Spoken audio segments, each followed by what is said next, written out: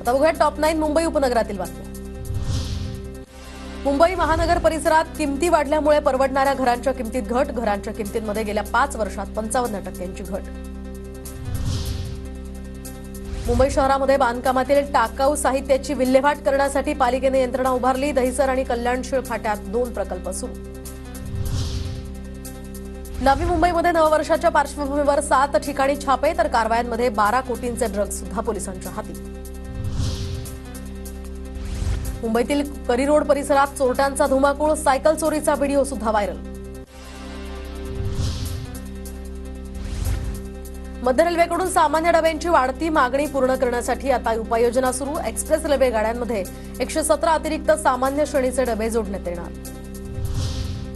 मुंबई आंतरराष्ट्रीय विमानतळावरून 12 किलो सोनं जप्त। डीजेच्या लाईटमधून सोन्याची तस्करी, या प्रकरणी दोघांना अटक। नवी मुंबईत 12 कोटींचा ड्रग जप्त। गुन्हे शाखेची धडाकेबाज कारवाई तर विविध भागांमध्ये 25 ठिकाणी छापेमारी। 13 नायजेरियन ताब्यात।